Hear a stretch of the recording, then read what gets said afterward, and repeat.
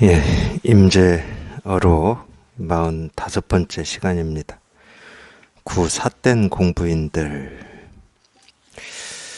오늘날 배우는 자들은 도무지 법을 알지 못하니 마치 양이 냄새를 맡아 마주치는 물건마다 모두 입속에 집어넣는 것처럼 하인과 남편을 구분하지 못하고 손님과 주인을 분간하지 못한다. 이와 같은 무리는 삿된 마음으로 도에 들어왔으므로 시끄러운 곳에 도리어 들어가니 참된 출가인이라 일컬을 수 없고 바로 참된 속가인인 것이다. 무릇 출가인이라면 모름지기 평상하고 참되고 바른 견해를 분간할 수 있어야 하고 부처와 마귀, 참과 거짓, 범부와 성인을 구분할 줄 알아야 한다. 이와 같이 분간할 줄 알아야 참된 출가인이라고 부른다. 만약 마귀와 부처를 분간하지 못한다면 바로 한 집에서 나와 또 다른 집으로 들어가니 업짓는 중생이라고 부를 뿐 아직 참된 출가라고 일컬을 수는 없다. 예컨대 지금 부처와 마귀가 한 몸으로서 나뉘어 있지 않은 것이 마치 물과 우유가 섞여 있는 듯 하더라도 거이왕은 우유만을 마시는 것처럼 밝은 눈을 가진 스님이라면 마귀와 부처를 모두 쳐 부숴야 한다. 그대가 만약 성스러움을 좋아하고 범상함을 싫어한다면 삶과 죽음의 바다에서 떴다 가라앉았다 할 것이다. 네, 여기까지입니다. 이 삿된 공부, 여기는 삿된 공부인들, 공부하는 사람들 이렇게 얘기를 했는데 사실은 같은 얘기죠. 삿된 공부다 하는 거나 그 공부를 쫓아서 하고 있는 사람이나 같은 거죠. 같은 거고. 어떤 게 삿된 공부냐? 그러니까 이 삿된 공부를 얘기하는 거는 이 삿된 공부가 이런 거다 저런 거다를 얘기하고 싶어서 하는 게 아닙니다. 사실은 이제 이런 삿된 공부 또는 우리 이렇게 분별, 망상, 번뇌를 얘기하는 것은 그쪽 길을 막기 위해서 하는 거예요. 그쪽 길로 가지 말라고. 그러니까 쉽게 비유를 하자면은 이 천갈래 만갈래 길이 있는데 이 천갈래 만갈래 중에 오로지 그냥 한 길만 이 진실의 길이고 나머지 이 길은 전부 이렇게 삿된 길이다 그럴 때 이 삿된 길은 그냥 다 막아버리는 거예요. 길은 있는데 그냥 잠궈버리는 거죠. 그쪽으로 저절로 못 가게. 근데 그러기 위해서 사실은 삿된 공부를 얘기하고 잘못된 공부를 얘기하는 겁니다. 그래서 비난 이런 거하고는 상관이 없는데, 그러니까 오늘날 배우는 자들은 도무지 법을 알지 못하니 사실은 우리가 이제 이 진실에 통해서 이게 하나가 이렇게 분명하지 않으면은 이 진실과 분별을 이렇게 구분하지 못하죠. 이 진실을 실감하지 못하고 자기 살림살이를 이렇게 자기 걸 만들지 못했으면 당연히 이 진실이 어떤 거고 분별이 어떤 건지를 알 수는 없는 거죠. 이거 참 그러니까 애매한 말이에요. 그러면 이제 이 법을 깨닫고자 이렇게 발심을 한 입장에서는 어떤 게 바른 공부고 어떤 게 삿된 공부인지를 어떻게 구분을 해내야 되느냐. 그걸 생각으로 해야 되느냐, 경험으로 해야 되느냐, 이렇게 얘기할 수 있잖아요. 그러니까 참 이 부분이 저도 애매하더라고요. 생각으로 했을 때는 저도 제 나름대로 이쪽 길이 옳겠구나 해서 제가 옳다고 여기는 공부도 해봤고 제가 옳다고 여기는 수행도 해봤고 이랬단 말이에요. 근데 어쨌든 제가 이제 이 가르침을 만날 때는 첫 번째는 생각은 아니었습니다. 하여튼 희한하게 뭔가 이 가르침을 이렇게 듣고 그냥 곧장 뭔가 이렇게 울림이 있었어요. 울림이. 그게 어떤 건지는 잘 모르겠어요. 그래서 제가 이 도반들한테도 이런 얘기를 하는 경우가 있습니다. 우리가 물론 차선으로는 그러니까 그것도 어느 정도의 뭐라고 해야 됩니까? 그걸 영리함이라고 해야 되나? 이 영리함이라고 얘기할 때는 이 IQ나 감성이나 이런 게 아닙니다. 우리가 보통 얘기하는 IQ다, 또 무슨 감성지능 이런 얘기 하던데 그런 거하고는 상관이 없어요. 이 세간에서 학교 다닐 때 공부 이런 거하고는 상관이 없어요. 이 영리함은 이제 차선은 돼요. 차선은 적어도 내가 이 깨달음, 이 불법을 공부를 해야 되겠다 그럴 때는 그 정도 견해는 있어야죠. 이거는 우리가 알 수 없고 이해할 수 있는 건 아니다. 이 법은 설명되어지는 건 아니다. 이 정도 영리함은 있어야 돼요. 그래서 뭔가 그럴듯하게 설명을 하고 뭐 그럴듯하게 얘기한다. 그러면 그쪽 길은 가능하면 안 가는 게 좋죠. 그렇게 될 수 있는 게 아니니까. 근데 사실은 이제 진실로 이거를 깨달은 사람들은 전부 그렇게 얘기하고 있습니다. 이 동서고금을 떠나서 얘기하고 있죠.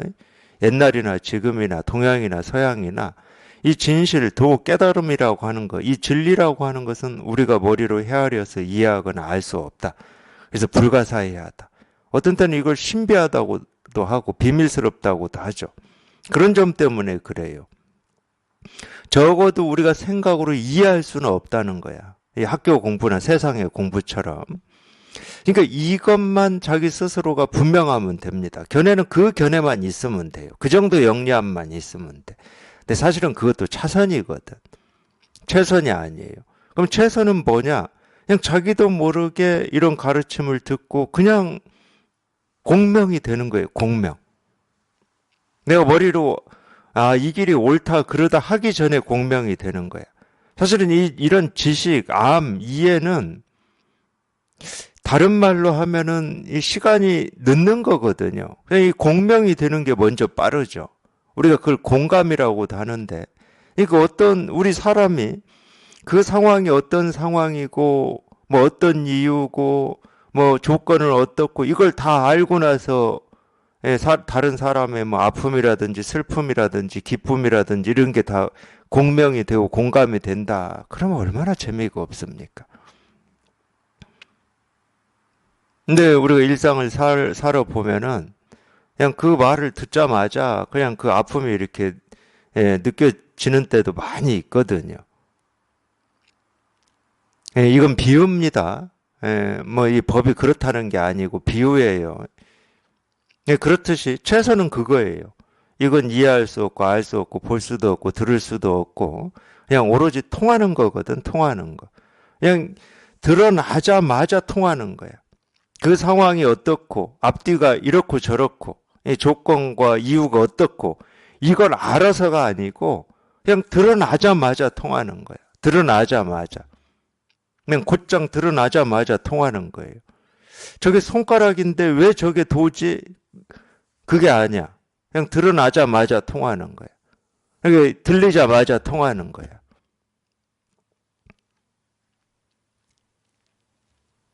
그게 최선이에요. 그게 최선. 그래서 그게 아닌 공부를 전부 삿된 공부라고 그러고 잘못된 공부라고 그러는 겁니다.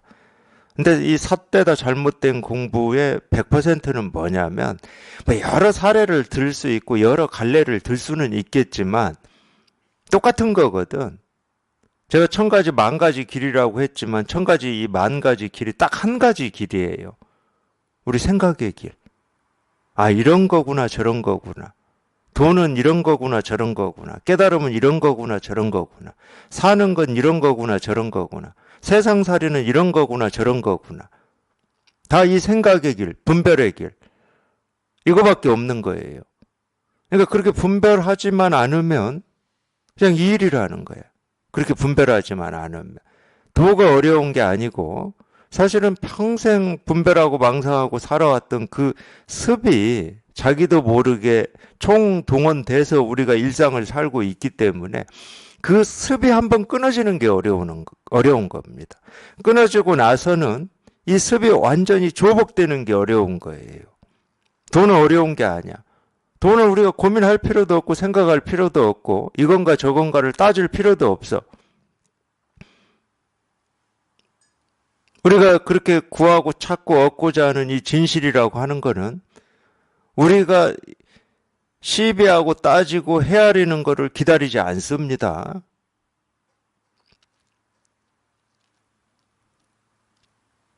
우리 그런 생각하고 아무런 상관없이 언제나 늘 항상 온 우주에 온 세상에 온 천지에 늘 이 법 하나가 드러나 있거든.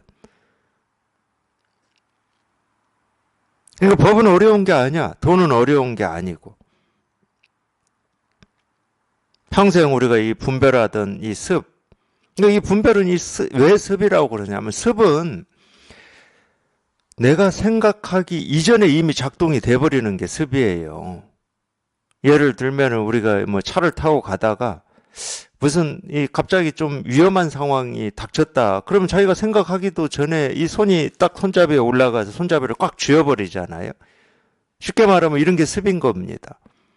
근데 이건 내가 조절하는 게 아니야. 조절되는 습도 있죠. 조절되는 습도 있어요. 다른 사람들한테 좀 이렇게 험한 말이나 듣기에 좀 껄끄러운 말을 내가 삼가해야 되겠다. 그게 습이 돼 있으니까 삼가해야 되겠다 이런 생각을 하겠죠. 그건 어느 정도 조절이 돼요. 조절이 되는데 조절해야 되겠다라는 이 힘이 자기도 모르게 느슨해져 버리면 그 습이 그냥 나오는 겁니다. 그러니까 조절이 된다 하더라도 일시적으로 그래, 일시적으로. 그게 어려운 거거든. 이거는 내가 어찌 할 수 없이 그렇게 되어버리니까. 화도 그러잖아요, 화도. 우리 화라고 하는 걸 내고 싶어서 내겠습니까? 다른 사람이 화내는 모습을 보면 마음이 안 좋잖아요. 그러면 내가 화를 낸다 하는 것도 다른 사람한테 상처가 될 수도 있고 내 스스로도 이미 상처고. 근데 그 상황이 되면 자기도 모르게 그걸 누르고 억제하고 자제하는 힘이 사라져버리고 이 화의 힘이 전부기 때문에 그냥 화가 나버리는 거지. 그게 습이기 때문에 그래요. 그런 상황에서 화를 내면서 지금까지 살아왔기 때문에. 그러고 우리는 그 화내는 걸 합리화시키고 정당화시키기 위해서 너 때문에 이런 상황 때문에 화낼 만한 일이었기 때문에 라고 얘기를 합니다. 그건 합리화하고 정당화하고 자기의 화를 다른 거에 누명을 씌우는 거예요. 이 세상에 그런 일은 없어요. 이 세상에 화낼 만한 일이 있고 화 안 낼 만한 일이 있고 그런 차별이 없습니다. 왜 제가 이런 얘기를 하느냐. 얘기를 안 할 수가 없어요. 이 구절이 있어가지고 제가 참 오늘은 임재어록보다도 도덕경 이야기를 해야 될 것 같아요. 이 앞에 쓰여 있는 한자로 쓰여 있는 이 구절이 도덕경 8장에 나오는 구절입니다. 제가 도덕경을 아주 열심히 공부하고 있어가지고 막 외워요, 막 외워. 이 앞에 글자가 상선약수예요. 많이 들어보셨죠? 상선약수. 상선약수, 이 수설리 만물, 리 부쟁이에요. 이게 무슨 얘기냐면, 이 노자라고 하는 게, 이 노자가 늙을 노자에다가, 보통 중국에 좀, 하여튼 그런 사람들한테는 자자 붙여주죠. 뭐, 공자, 맹자, 노자, 뭐, 순자, 뭐, 하듯이 이런 자자 붙여주는데,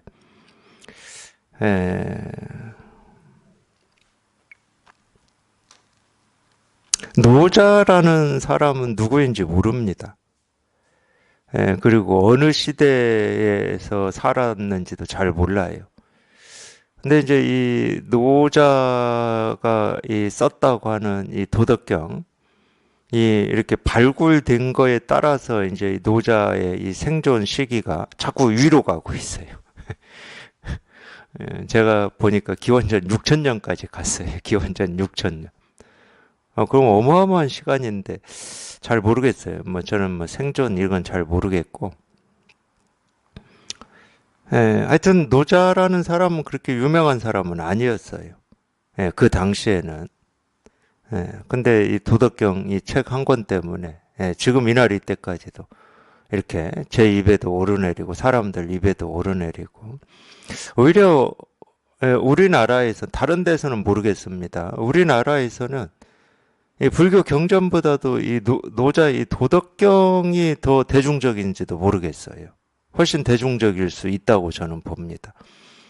제가 오로지 이 도덕경이 대중적이다는 이유 하나 때문에 이 도덕경을 공부하고 있는데, 근데 이 노자라고 하는 이 할아버지가 이 도라고 하는 이거를 가르쳐 주긴 가르쳐 줘야 되겠는데 이걸 어떻게 가르쳐 줄까 고민하고 있는 거예요. 그래서 잘 아시다시피 첫 구절이 도가 도 비상도입니다.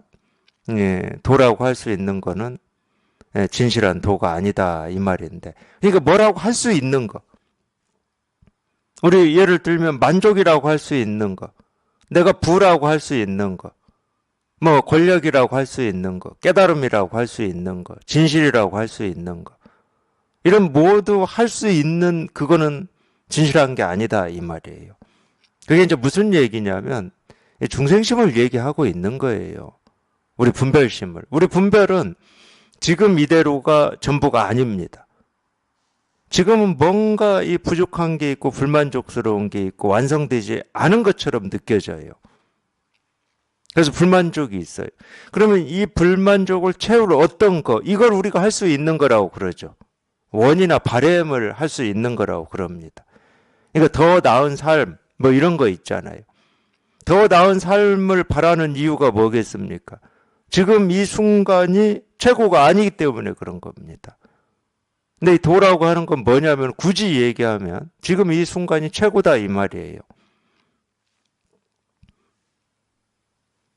뭐 다음 순간이 어떤 순간인지 알 수는 없지만, 물론 안다고 하더라도 알 수는 없어요. 다음 순간이 어떤 순간이 올 줄 우리가 어떻게 압니까? 근데 알 수는 없지만 어떤 순간이 와도 그냥 그 자체로 최고인 겁니다. 사실은 이게 족이거든, 족. 우리가 만족이라고 하는 그 족함을 안다 할 때 족이거든요. 그게 이제 깨달은 사람의 삶이거든요. 깨달은 사람의 삶. 그러니까 뭐라고 할 수 있는 건 다 진실한 게 아니다. 이 말을 썼어요. 물론 이제 그 말을 보는 사람에 따라서, 자기의 병에 따라서, 자기 처지에 따라서 이 해석되는 건 다양할 수밖에 없습니다. 이 도를 구하고 깨달음을 구하고 진실함을 구하고 진리를 구하는 입장에 있는 사람은 그렇게 보겠죠.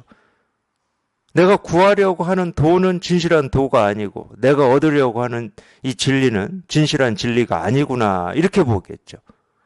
당연히 그렇게 봐야 됩니다. 왜냐하면 그게 분별이니까. 내가 구하고 얻고자 하는 그게 분별이니까. 그래서 이 진실을 깨달은 사람은 달리 얘기하잖아요. 네가 구하고자 하고 얻고자 하는 그거는 지금 네 발밑에 있고 눈앞에 있고 코앞에 있고 지금 이대로 네가 보고 듣고 느끼고 경험한 하나하나에 다 드러나 있다, 이렇게 말하잖아요. 그게 본래 부처라는 말이에요. 본래 깨달아 있다는 말이고, 본래 깨달아 있고 본래 부처이기 때문에 또 깨달을 필요가 없는 거예요. 지금이 온전하고 전부인데 더 나은 내일을 위해서 내가 애쓰고 노력할 일이 없다는 거지.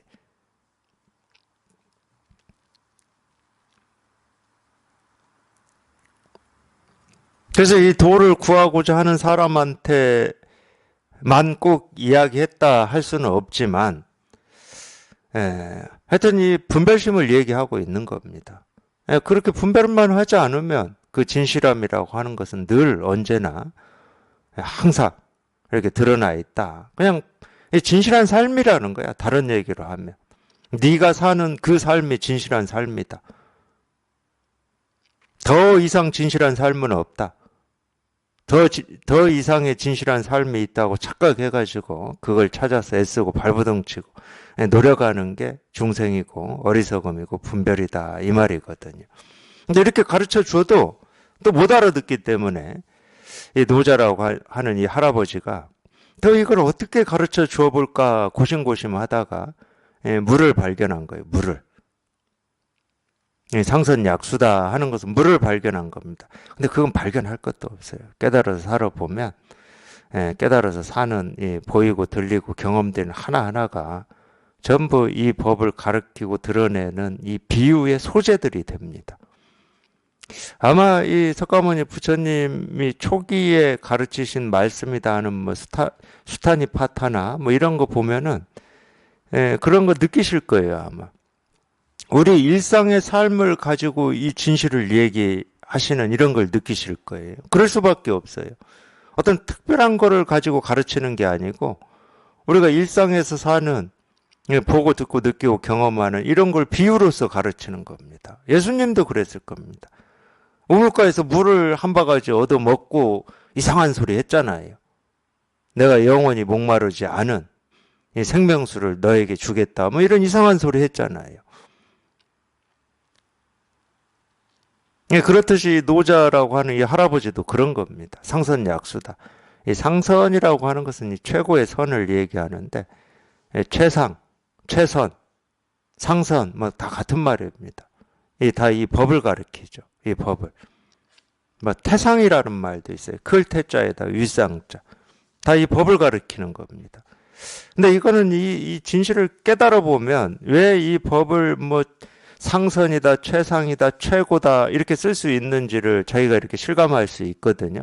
그러니까 세간에서 최상이다, 최선이다 하는 거하고 이 법에서 최상, 최고다고 하는 거하고 의미가 다릅니다. 의미가. 세상에서 최선이다, 최고다 하는 것은 이 법을 깨달아 보면 차선이에요. 전부 차선. 최선이 아니야. 그럼 최선은 뭐냐? 이 진실밖에 없어요. 최상은 뭐냐? 이 진실밖에 없어. 이 진실 아닌 건 다 차선이죠. 그 다음이에요. 그 다음.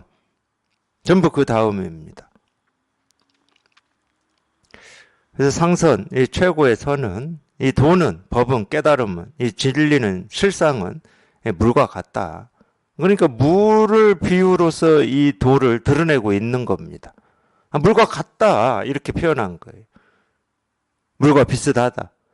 그럼 물의 어떤 점하고 비슷하냐를 이제 이 얘기를 해줘야 될 거 아닙니까? 마찬가지잖아요. 이 법을 표현할 때 이 거울과 같다, 허공과 같다 이 얘기를 많이 하잖아요. 선에서도.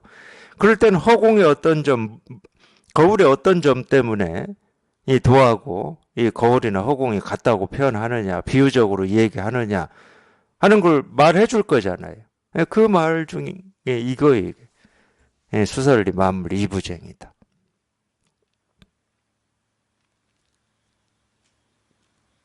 물의 어떤 점?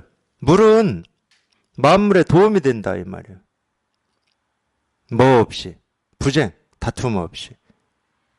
그러니까 여기 이 말에서 핵심은 사실은 이익이 된다가 아닙니다. 보통은 참 우리가 이 학교 공부의 패단이 이런 거예요. 학교 공부의 패단은 이익이 되냐 손해가 되냐라는 이 동사의 방점이 찍혀 있어요. 그래서 이익이 되는 건 취하고 손해가 되는 건 멀리하는. 이 세간의 삶은 방점이 그러기 때문에 동사에 찍혀 있습니다. 국어 시간에도 그렇게 배울 겁니다.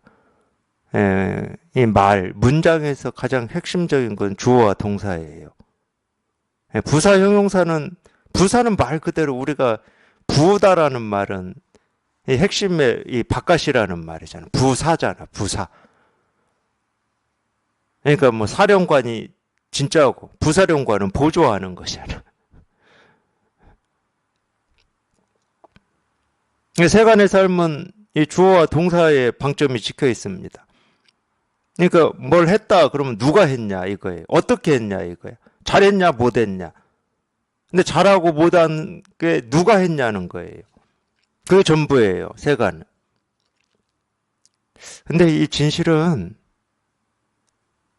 그 문장을 가지고 얘기하면 주어 동사에 있지를 않아요. 굳이 더 가깝게 있다 그럼 부사나 형용사에 있습니다. 그러니까 이 문장의 핵심은 다툼 없이예요. 이부쟁이 핵심입니다. 이부쟁. 다툼 없이. 다툼이 없다는 말은 무슨 얘기입니까? 편애하지 않는다는 말이에요. 편애하지 않는다는 말은 오른손이 한 일을 왼손이 모른다는 거예요. 그러니까 물은 만물에 도움을 주긴 주는데 이 물 자체는 내가 만물에 도움을 주는지 손해를 주는지를 몰라요. 모른다는 말보다 좀 더 가깝게 얘기하면 물은 그런 뜻도 없고 그런 마음도 없이 한다는 거예요. 이걸 무의라고 그러는 겁니다. 불교에서는. 그런 마음이 없이 해. 불교에서 왜 무심히 도라고 하냐? 이것 때문에 그러는 거예요. 그런 마음 없이 해. 그런 마음이 없기 때문에 편애가 없죠. 차별이 없어요. 내가 얘는 좀 이쁘니까 주고 얘는 미우니까 안 주고 이런 게 없어. 그러니까 만물에 도움이 된다고 그러는 겁니다. 우리가 이 모습 지어진 거는 그게 이 물이라고 하는 게 만물에 꼭 도움만 되는 게 아닙니다. 이 세간적인 우리 이 분별이나 이 경험으로 보면 비가 많이 내리면 그게 만물에 도움만 됩니까? 만물에 해악을 끼치는 점도 많아요. 그리고 바닷물이 넘치면 그게 만물에 꼭 도움이 된다고 할 수 있습니까? 근데 다른 부분 빼고 제가 비유라고 그랬잖아요. 비유. 이 물처럼 이런 부분이 이 물이 가지고 있는 어떤 속성이나 성질 중에 이런 부분이 이 도와 비슷하다. 이렇게 비유로 얘기하는 거예요. 어떤 부분이 다툼이 없는 게 편애하지 않는 게 하긴 하는데 하고자 함 없이 하는 게 이 도와 비슷하다 이 말이에요.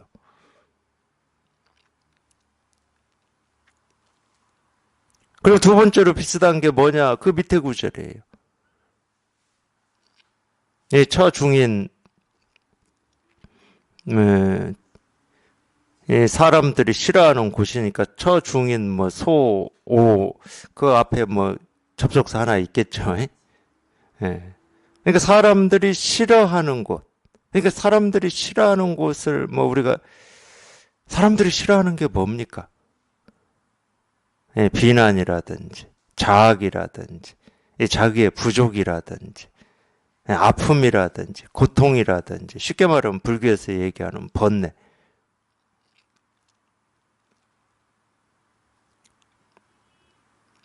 이제 이 물의 성질 중에 어떤 점을 그렇게 표현했냐면 그걸 사람들은 낮은 곳이라고 그럽니다. 우리가 싫어하는 곳은 낮은 곳을 싫어하죠. 지위도 낮은 걸 싫어하기 때문에 높게 올라가려고 그러고 어떤 부나 권력이나 뭐 자기 처지도 낮은 곳이 싫으니까 그보다 높은 곳으로 올라가려고 하죠. 근데 물의 성질 중에 이 물은 낮은 곳을 골라서 가 지가. 그거 얘기하는 거예요. 내가 싫어하는 곳을 나는 버리고자 하는데 우리 이 진실이라고 하는 것은 내가 싫어하는 거기에 드러나 있다 이 말이에요. 물론 내가 좋아하는 곳에는 드러나 있지 않다는 말은 아닙니다. 그러니까 어떻게 비유를 해도 이 법을 100% 다 얘기할 수는 없어요. 그러니까 비유를 한다 그럴 때는 이 한 면만 얘기를 하는 겁니다. 사실은. 네가 그렇게 버리려고 하고 발부덩치고 애쓰고 하는 거기에 네가 찾고 구하고 얻으려고 하는 이 진리, 진실, 실상, 깨달음, 도가 그냥 그대로 드러나 있다. 그게 낮은 곳을 쫓아서 흐르는 이 물과 비슷하다 이 말이에요. 이 다음 구절이 그러기 때문에 고기 어도입니다. 고기 어도. 이 고는 그러므로예요. 기는 가깝다는 말이고 거의 이런 뜻이에요. 그렇기 때문에 도와 가깝다. 도와 비슷하다 이 말이에요.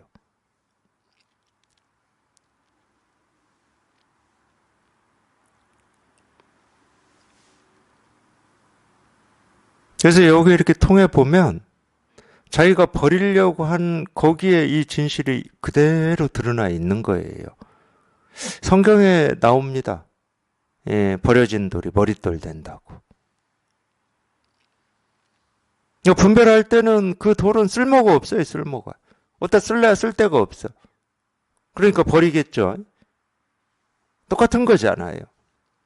내가 부족하고 뭐 어쩌고 하는 것은 나한테 쓸모가 없잖아. 그러니까 우리가 버리려고 그러지. 버리려고 애쓰고 발부둥 치죠. 안 버려져서 문제지. 뭐. 버리려고 하는 건 너무 당연한 거죠. 안 버려져서 문제야. 안 버려져서. 내 진실에 딱 통하고 보니까 버려진 돌이 머릿돌이야 머릿돌. 그러니까 아무것도 손댈 게 없습니다. 자기 삶에서 아무것도 손댈 게 없어. 그냥 순간순간 보고 듣고 느끼고 경험하는 이 하나하나가 그냥 다 그냥 일이야 일. 그러니까 이거 통하고 나면은 좀 뭐 저도 그런 느낌이 있었던 것 같아요. 좀 억울하지 않겠습니까? 좀 억울함 같은 게 있어요. 결국은 전부 일이었는데 내가 이거를 모르고 이거는 버리고 이거는 취하고 뭐 인생은 이렇게 저렇게 하면서 온갖 그 분별 망상 속에서 사니라고 시간 다 보내버려. 그러니까 억울하지 않을 수가 없는 거지. 그래도 뭐가 있냐면 그냥 지금 이만큼에서라도 그냥 이 진실 하나 내가 통하고 이거 하나 실감한 그런 기쁨 같은 게 있어요. 여기 이렇게 통할 때는 늦었니, 빨랐니 하는 뭐 이런 마음은 없어. 생각해보면 이제 있지, 생각해보면. 좀 진작 공부할 걸, 뭐 이런. 생각하면 그렇게 돼요, 생각하면.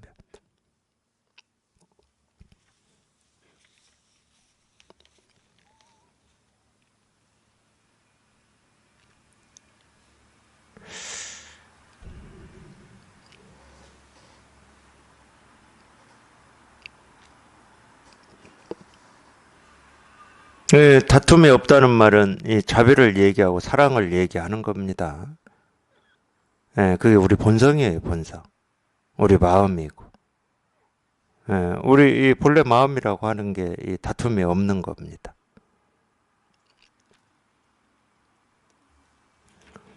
분별을 하면 이제 상대가 있고 다툼이 있죠. 상대가 없으니까. 다툴 상대가 없는데, 뭐, 다툴 상대가.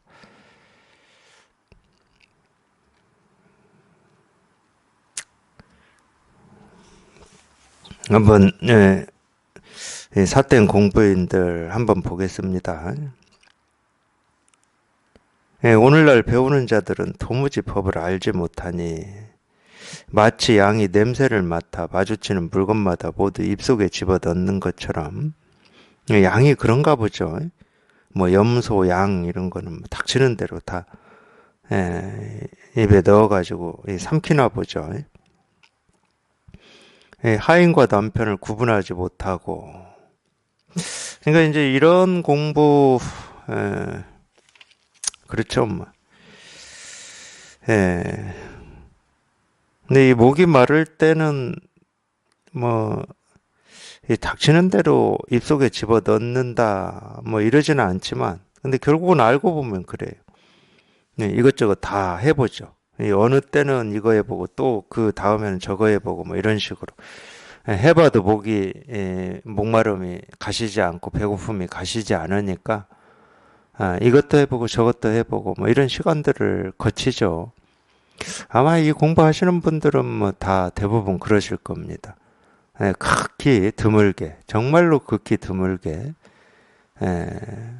하여튼 그런 목마름을 해결하기 위해서 바로 이제 이런 가르침을 만나는 분들도 정말 드물게 있긴 있는데, 대부분 그건 정말로 이 만에 하나, 100만에 한 명 정도 되고, 우리가 목마름이 있으면 이 목마름을 해결하기 위해서 뭔가를 합니다. 이제 이렇게 얘기하는 것도 이제 기준 틀을 어떤 마음 공부라고 하는 이쪽에 얘기를 하니까 그러지.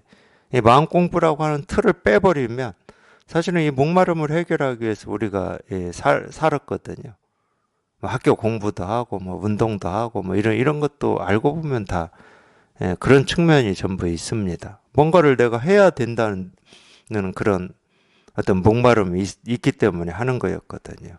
근데 하여튼 마음 공부라고 하는 이 기준으로만 보면 어쨌든 그 목마름을 해결하기 위해서 뭐 이것저것 많이 하죠. 이제 그걸 이제 다 총체적으로 얘기를 해 보면 이제 이런 식으로 모두 입속에 집어 넣는다. 이게 옳은지 그른지 분간을 못 하니까. 그때 당시에는 그게 자기가 옳다고 여겨서 하고 있지만은 그 분간이 안 되는 거죠. 그래서 이제 이런 얘기를 하는 겁니다. 하인과 남편을 구분하지 못하고 손님과 주인을 구분하지 못한다.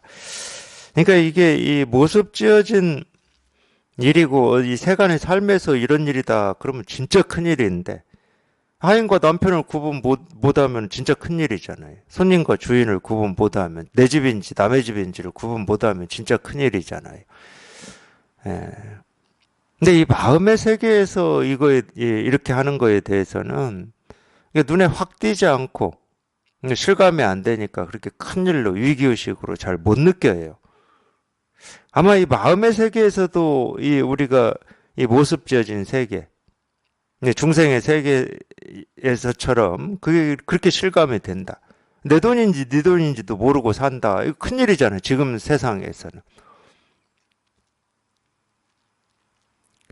근데 마음 세계에서도 그렇게 느껴진다. 그러면은 100이면 100사람 다 공부할 겁니다. 그럴 수밖에 없을 거예요. 근데 마음의 세계에서는 그게 안 느껴져요. 잘. 내가 이 손님과 주인을 구분을 못하고 사는지, 남편과 하인을 구분하지 못하고 사는지, 내 살림인지 네 살림인지를 구분 못하고 사는지를 잘 몰라요. 그러니까 뭐 옳다 그러다 하고 나는 이걸 옳다고 그러고 네 생각은 이래서 틀렸다고 그러고 이렇게 할 수 있는 거거든 우리가. 근데 그게 진짜로 이 남편과 하인을 구분 못하는 내 말이고 행동이다. 그럼 그렇게 하겠습니까? 안 하죠. 당연히 안 합니다.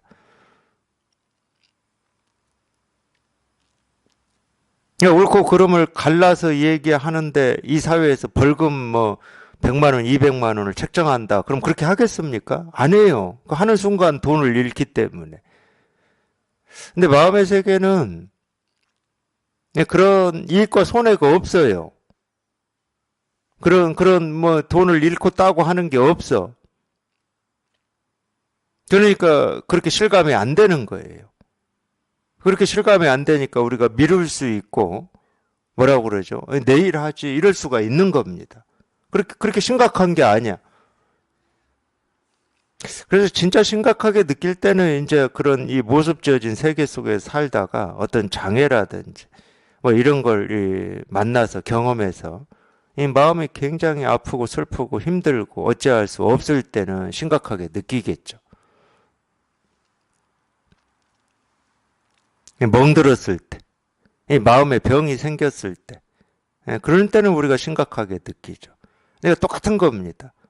우리 몸에 이 암세포가 생겼다 그럼 우리는 굉장히 위기의식을 느끼죠. 근데 마음에는 암세포가 없어요, 이게. 그런 모습 지어진 이 암이라고 하는 세포가 없어.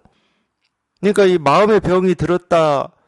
그게 참 이 마음은 우리 이 사람 몸 중에 이 멍청한 게 밥통이라고 그러더라고요.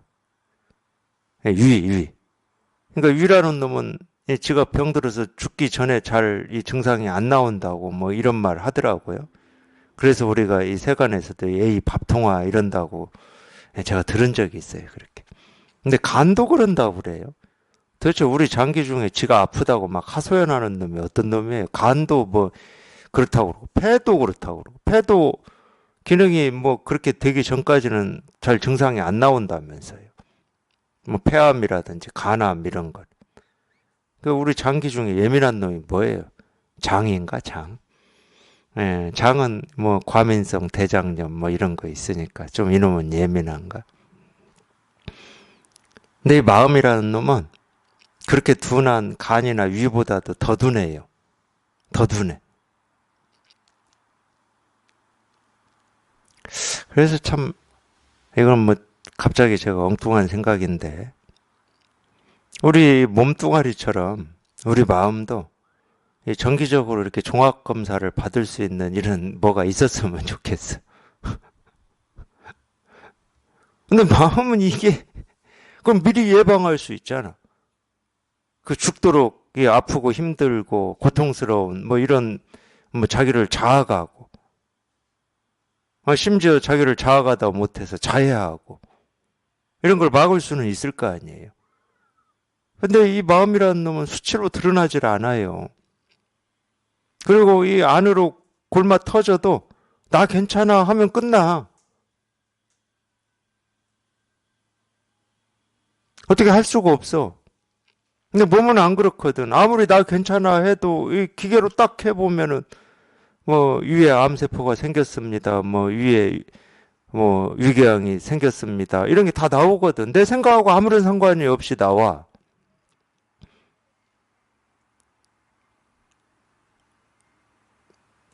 그러니까 이제 우리가 이렇게밖에 얘기를 못 해요. 그러니까 그걸 이제 인연이라고밖에 얘기를 못 하는데, 뭐 그런 데이터가 없어요. 데이터가. 그런 기준도 없고. 그러니까 그러니까 인연이라고밖에 못해. 그러기 전에 이런 공부에 관심이 가서 이 공부를 만나가지고 이 공부를 하는 사람도 있고, 죽도록 그냥 힘든 이 고통 속에 있다가 공부를 만나는 사람도 있고, 또는 그나마 그렇게 해서라도 만나면 다행인데 온갖 그 어렵고 힘든 이 마음의 이 고통과 아픔을 겪으면서도 그냥 그렇게 살다가 죽는 사람도 있고, 그러니까 인연이라고밖에 못해요. 근데 이제 이 공부를 해본 이 경험을 가지고 말씀을 드리자 그러면은, 우리가 이 몸도 그렇듯이 암세포가 생기기 전에 예방하는 게 최고지. 마음의 병도 마찬가지라는 거예요. 아프기 전에 예방되면 그게 최고인 거죠. 굳이 그 아픔과 고통과 힘겨움을 내가 경험하고, 그러고 나서 할 필요까지는 없잖아요. 지금까지 겪은 이 마음의 이 어떤 이 아픔, 이 스트레스만 해도 사실은 크거든. 누구나. 10대라고 없는 게 아니고 20대라고 없는 게 아닙니다. 더 큰 이 아픔과 힘겨움을 겪기 전에 마음의 세계에서는 뭐 우리가 공부라는 표현을 쓰고 있으니까 공부를 해서 그냥 이 마음의 병 없이 사는 게 최고죠. 그게 이 삶의 최고의 삶이죠. 공부해 본 경험으로는 그렇습니다.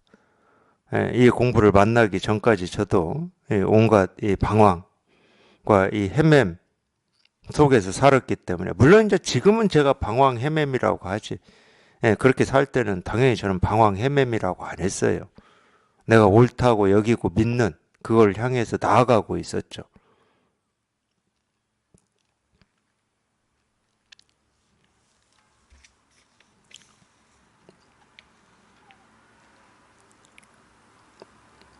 그런 면에서 보면 참 우리 마음이라고 하는 거는 둔해도 너무 둔한 놈이에요. 지가 죽는지 사는지도 모르고 옳은지 그른지도 모르고, 주인과 손님도 모르고 하인과 남편도 구분도 못하고 참 도무지 밥통 같은 놈이에요. 그러니까 이제 그런 걸 제가 아까 말한 영리함이라고 표현한 겁니다. 이 삶에 이 영리함이 있는 사람들, 그거는 어떤 지식하고 달라요. 이 삶에 영리함이 있는 사람들이다 그러면은 우리가 이 모습 지어진 세계에서 사람들이 쫓아가는 어떤 부나 뭐 이런 거에 이 인생의 행복이 다 보장되어 있지 않다 하는 거를 이렇게 빨리 보겠죠. 빨리. 이 내 마음의 어떤 평화나 행복과 만족이 우선이다, 1번이다 이런 걸 어떻게 빨리 느끼겠죠. 그걸 제가 영리함이라고 표현한 겁니다. 그런 영리함이 있으면 참 희한하게도 자기가 못 깨달았다 하더라도 이 바른 가르침과 바르지 않은 가르침에 대해서 희한하게도 그렇게 공명을 하더라는 거예요. 공명을. 그렇게 느껴져요. 뭐 제가 제 스승님 처음 가르침에 접했을 때 이걸 알았겠습니까? 꿈에도 생각을 못했죠. 도가 뭡니까? 이겁니다 하고 뭐 책상 한번 두드리고 손가락 하나 세우는 걸 도라고 얘기하는 사람이 이 세상에 있을 거라고는 저는 꿈에도 생각을 못했습니다. 말도 안 되는 일이었어요. 제가 찾고 구하고 얻으려고 하는 도는 제 머릿속에서 어렴풋하지만 그려져 있는 게 어떤 대단하고 성스럽고 귀한 거였지, 이 손가락 하나 들고 이 책상 한번 두드리는 이런 소리는 아니었죠. 제 나름대로는 그랬어요. 성스러운 게 어떤 게 성스러운 건지는 모르겠지만, 귀한 게 어떤 게 귀한 건지는 저도 모르겠지만, 제가 그린 건 그런 거였죠. 내 삶의 어떤 이 만족이라든지 하여튼 그런 거였어요. 그런 거. 그러면 지금 내가 일상으로 보고 듣고 느끼고 경험하는 이 삶은 100%는 아니잖아요. 우리가 분별하고 살 때는, 이 법을 찾고 구하고 얻고자 할 때는 100%면은 찾고 구하고 얻고자 하는 마음이 없겠지. 그러니까 뭔가 조금이라도 1%라도 0.01%라도 부족하고 결핍되고 불만족스러운 거니까.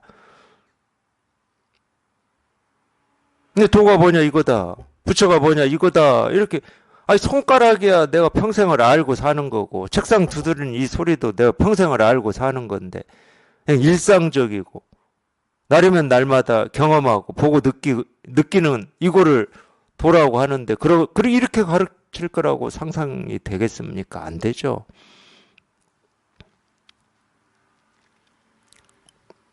근데 이겁니다 하는데 저도 모르게 돌이킴이 있더라는 거예요.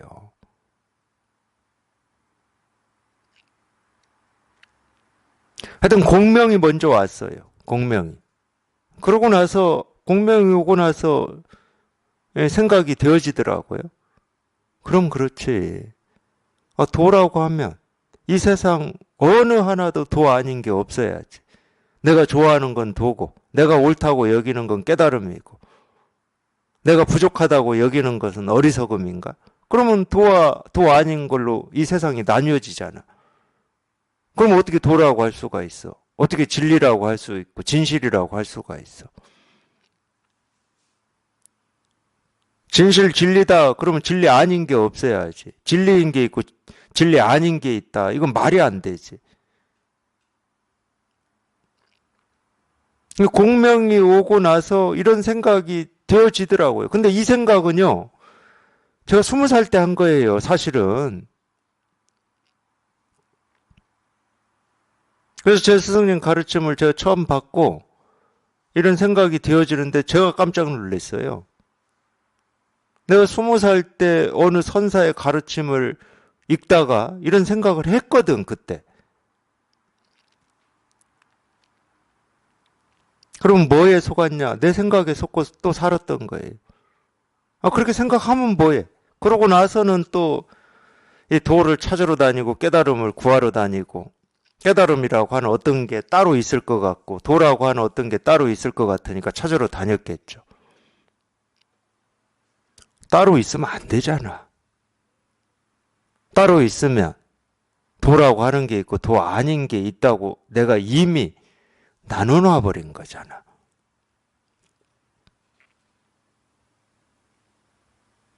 이거 20살 때 생각해놓고 거의 뭐 25년을 엉뚱한 짓 하고 살았더라고.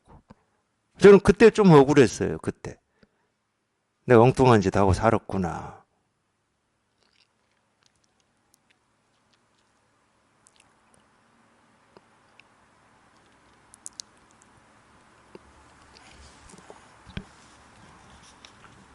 그래서 그런 공명 같은 게 당연히 있겠죠. 목마른 사람한테는. 도가 뭐냐 이거다 이러면. 부처가 뭐냐 이거다 그러면.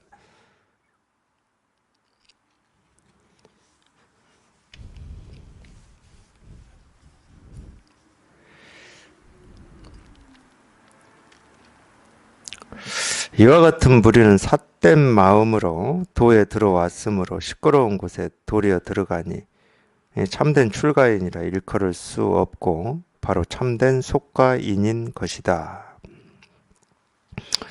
그러니까 이 시끄러운 삿된 마음으로 도에 들어왔다 이 말은 뭔가 이 바라고 원하는 마음으로 이 공부를 하고 있다 이 얘기거든요. 이 발심이라고 하는 거는 그런 개인적인 바람이나 원이 아닙니다.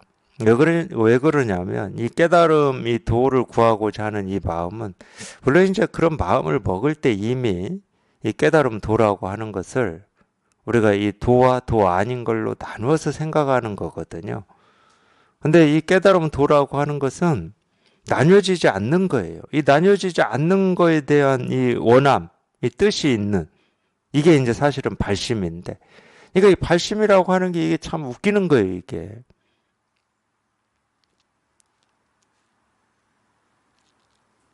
발심을 하긴 했는데 어떤 게 진짜 발심이냐면 이 도를 구하고 깨달음을 구하고자 하는 이 뜻과 원을 가지고는 있는데 아니 이 도라고 하는 것이 이거는 이제 설명이지만 어떤 것이 아니기 때문에 내가 이 도를 구하고자 하는 뜻이 있고 마음은 있는데 손을 뻗을 수도 없고 몸을 움직일 수도 없고 생각으로 헤아릴 수도 없네.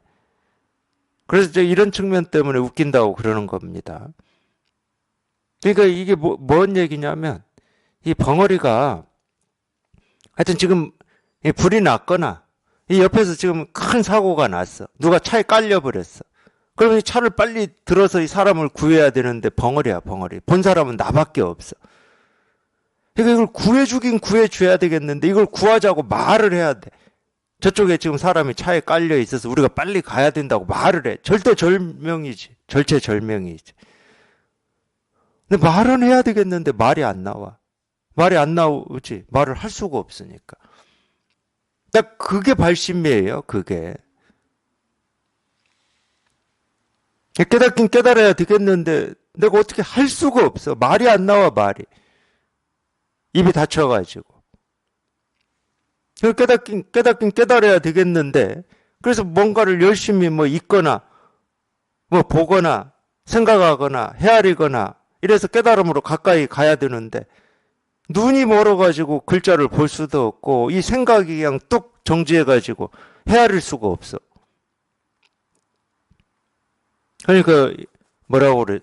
벙어리 냉가슴 앓는다고 그런 표현 쓰듯이 그게 발심이에요. 그러니까 발심은 당연히 금강권이고 은산철벽이고 유로국봉인 겁니다. 근데 우리가 지금까지 뭐 불교를 공부하고 마음 공부를 한다 그럼 그런 뜻이 있고 발심이 있고 원이 있으면 거기에 맞게 자기가 할 수 있는 어떤 일을 하는 거 있잖아요. 뭐 절을 한다든지 뭐 경전을 열심히 쓴다든지 외운다든지 뭐 앉아서 정신을 집중한다든지 이런 걸 공부라고 여기고 살았던 거예요. 그런 거를. 그런 게 다 이제 통틀어서 수행이라고 그러는데 그런 게 아닙니다. 발심은 금강건이라니까. 딱 그 벙어리. 차에 깔린 사람을 지금 구해줘야 되는데 말을 할 수가 없는 그 벙어리 심정이에요. 어떻게 할 수가 없어. 손을 뻗어서 잡긴 잡아야 되겠는데 손을 뻗을 수가 없어. 이건지 저건지를 헤아려서 잘 판단을 해봐야 되겠는데 그냥 생각이 그냥 뚝 하고 정지해버렸어.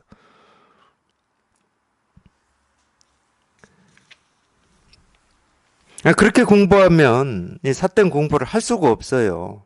그렇게 공부하지 않기 때문에 이제 삿된 마음으로 도에 들어왔다 이렇게 얘기를 하는 겁니다. 무릇 출가인이라면 모름지기, 평상하고 참되고 바른 견해를 분간할 수 있어야 하고 부처와 마귀, 참과 거짓, 범부와 성인을 구분할 줄 알아야 한다.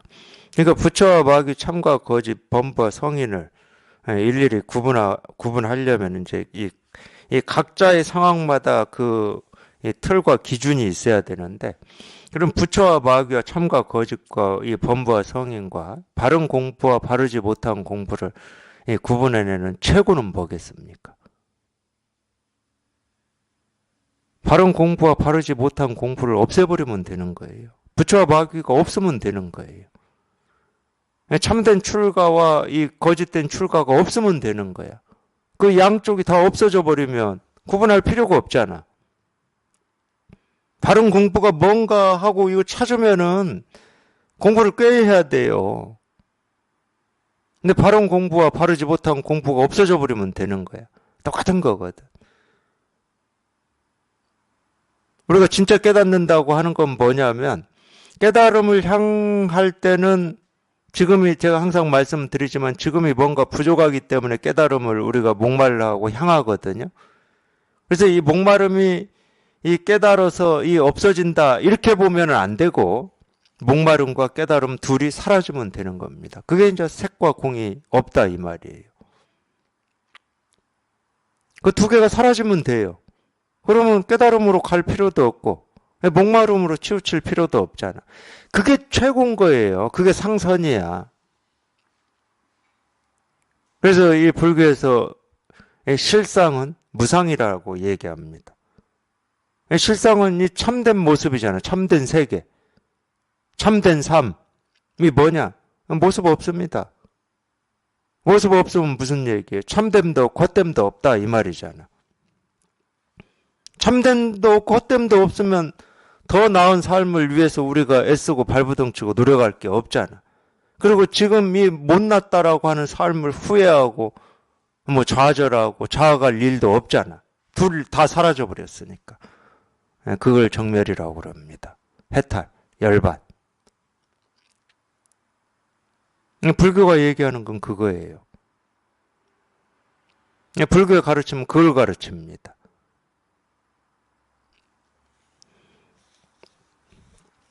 범과 성인을 구분하려고 하면 안 됩니다. 범과 성인을 구분하려고 하는 공부는 유교죠, 유교. 유교는 구분을 해요. 그래서 사람 됨이 있어요. 이 사람 됨으로 살지 못하면은 그냥 범부라고 그럽니다. 그냥 뭐라고 합니까? 범부라고 해야 됩니까? 하여튼 범부라고 하죠. 그래서 유교에서는 이 사람 됨이라고 하는 게 있어요. 어떻게 사는 게 사람 됨으로 사는 거다. 그래서 됨됨이가 되라 이런 게 있잖아요. 세간에서는 그게 있죠. 세간에는 뭐 기준이 있으니까. 근데 이 마음의 세계는 그런 기준이 없어요. 그러니까 이 금강경에서도 뭐라고 그럽니까? 보살은 아상, 인상, 중생상, 수자상이 없다. 인상이 없대, 인상. 인상이 없는데 무슨 사람 됨에 있고 사람 됨이 되지 않음이 있겠습니까? 없어요. 됨과 되지 않음이라고 하는 기준이 없고 틀이 없으니까 이 둘이 사라지고 없는 거예요. 만약 마귀와 부처를 분간하지 못하면 마귀와 부처를 이렇게 분간하면 분별이 돼버립니다. 이런 말을 듣고 그러니까 오해하시면 안 되는 거예요. 진짜는 마귀와 부처가 없는 거예요. 그럼 분간할 필요가 없죠. 있으면은 분간을 하는 겁니다. 있으면은 분별을 하는 거지. 바로 한 집에서 나와 또 다른 집으로 들어가니 업짓는 중생이라고 부를 뿐. 그냥 공부를 그렇게 하시는 분들이 있어요. 지금까지 내가 생각했던 이건 잘못됐고 이제 또 좀 더 나은 생각, 바른 견해. 이제 이 공부가 옳은 공부고 저 공부는 옳지 않은 공부고 이렇게 여전히 옳고 그름에 이렇게 틀이 있는 채로 공부하시는 분들이 있어요. 그건 바른 공부라고 할 수가 없습니다. 그러니까 바른 공부는 바르고 바르지 못함이 사라지고 없는 게 바른 공부입니다. 하여튼 이런 부분은 명심하셔야 돼요. 명심하셔야. 그리고 이제 우리가 이제 그런 면도 좀 있죠. 이것도 좀 해보고 저것도 좀 해보고 이제 이렇게 공부하시는 분들도 있긴 있어요. 그건 아직 이제 하여튼 이런 가르침에 아직 이렇게 쑥 다 들어오지 못해가지고 뭐 그러고 있는 건데 그거는 뭐 어떻게 얘기해드릴 수는 없고 자기 스스로한테 있는 거기 때문에 어떻게 얘기해드릴 방법은 없어요. 뭐 이게 옳다 저게 옳다라고 해드릴 방법은 없고 그냥 스스로 이제 그런 데서 한번 이렇게 빠져나오는 수밖에 없습니다. 빠져나와서 그냥 계속 제가 말씀드리잖아요. 그건 아직 이 생각이 작동하기 때문에 일어나는 일들이거든. 이쪽인가 저쪽인가 하는 거는 그 다 분별이잖아요. 그래서 그런 생각이 작동하는 게 한번 이렇게 딱 막혀가지고 이쪽도 아니고 저쪽도 아니고 이쪽이다 할 수도 없고 저쪽이다 할 수도 없고 그렇게 돼야 돼요. 그렇게 되는 게 사실은 이제 공부입니다. 배워서 아는 것도 아니고 하루 이틀 지나면서 쌓여가는 것도 아니고 그건 공부가 아니에요. 그건 전부 세간의 공부입니다. 예컨대 지금 부처 마귀가 한 몸으로 나뉘어 있지 않은 것이 마치 물과 우유가 섞여 있는 듯 하더라도 거유왕은 우유만을 마시는 것처럼 밝은 눈을 가진 스님이라면 마귀와 부처를 모두 처부숴야 한다. 뭐 여기에 나왔잖아요. 부처와 마귀를 모두 처부숴야 한다고. 그러니까 이 부처도 사실은 우리가 이제 부처다, 부처라고 할 수 있다, 부처라고 말한다, 부처가 되고자 한다. 그거 다 마군입니다. 왜냐하면 그게 다 망상이고 분별이기 때문에 다 마군이에요. 예, 부처도 없고, 예, 마귀도 없고, 예, 법도 없고, 법 아님도 없고, 예, 깨달음도 없고, 깨달음 아님도 없는 거. 그게 불교의 가르침이에요. 그대가 만약 성스러움을 좋아하고, 예, 범상함을 싫어한다면 삶과 죽음의 바다에서 떴다 가라앉았다 할 것이다. 그러니까 이제 이런 공부는 다 삿된 공부예요. 옳고 그르고. 여기가 있고 저기가 있고. 어리석음이 있고 깨달음이 있고 이런 건 전부 삿된 공부입니다. 진실은 한 번도 자기 스스로를 진실 아님으로 바꿔 본 적이 없어요. 이 얘기는 전제가 필요하죠. 우리가 알고 있는 이 세상은 한 번도 이 진실 아닌 적이 없습니다. 한 번도 이 진실 아닌 적이 없기 때문에 자기 스스로를 바꿔본 적이 없어요. 온갖 모습, 소리, 색깔로 이 세상으로 자기를 드러내고 있을 뿐이지 자기를 바꿔본 적은 없어요. 옷은 바꿔 입죠. 그걸 우리가 모습이라고 그래요. 뭐 이 꽃일 수도 있고 저 꽃일 수도 있죠. 옷은 바꿔 입는다니까. 우리가 옷을 바꿔 입듯이. 옷을 바꿔 입었다고 해서 옷을 바꿔 입었다고 해서 뭐 진실이 어리석음으로 바뀌지는 않죠. 어리석음이 옷 바꿔 입었다고 진실이 되지 않듯이. 이 세상은 천차만별하게 한 번도 쉼 없이 생기고 사라지고 변화하지만 이 진실은 한 번도 자기 스스로를 바꿔본 적이 없습니다. 오히려 반대죠. 우리가 보고 듣고 느끼고 경험하는 이 세상에 모습, 소리, 색깔로 이 진실은 자기를 늘 언제나 쉼 없이 끊어짐 없이 자기를 드러내고 있을 뿐이다. 자기를 모습으로 소리로 색깔로 자기를 드러내고 있을 뿐이다. 그러니까 우리가 분별하면서 살든 깨달아서 살든 우리가 살면서 경험하는 모든 것은 이 진실 하나입니다. 이 진실 하나를 경험하고 살 뿐이에요. 다른 일이 없어. 다른 일이 없어요. 이거 하나 경험하고 살 뿐이야. 다른 일이 없어. 다른 일을 경험한다 하는 것은 분별이야. 모습에 속고 색깔에 속는 거야. 느낌에 속고.